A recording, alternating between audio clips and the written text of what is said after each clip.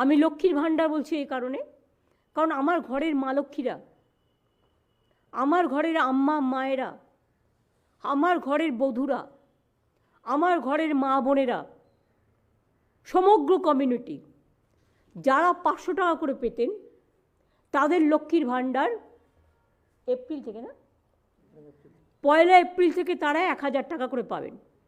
অর্থাৎ একেবারে সকলের জন্য। আপনাদের অনেকের মধ্যেই একটা চিন্তা ছিল যে আমি 500 পাই, আরেকজন 1000 পাই, একটা বৈষম্য কেন হচ্ছে। আমাদের আর্থিক হয়তো সামর্থ্য ছিল না, আমরা স্টার্ট করেছিলাম। এই বৈষম্য আমরা চাই না, কোনো জাতিতে জাতিতে থাকুক।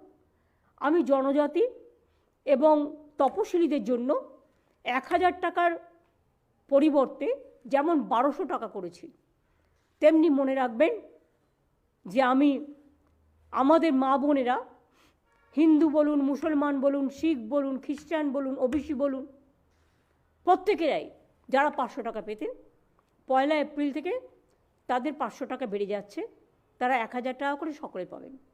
আর তপশিলি এবং আদিবাসী ভাই বোনেরা, মানে বোনেরা, মায়েরা, তারা 1000 পেতেন, তাদেরটা 1200 করা হলো। আপনারা জানেন এই বাজেটে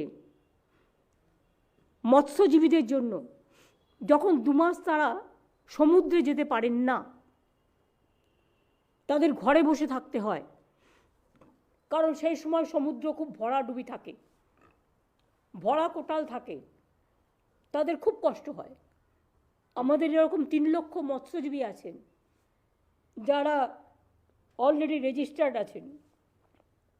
ওই 2 মাসের জন্য আমরা প্রত্যেক মৎস্যজীবী পরিবারকে 5000 টাকা করে 2 মাস দেব। এই প্রজেক্টের নাম হচ্ছে সমুদ্র সাথী প্রজেক্ট, এটা আমরা অ্যানাউন্স করেছি।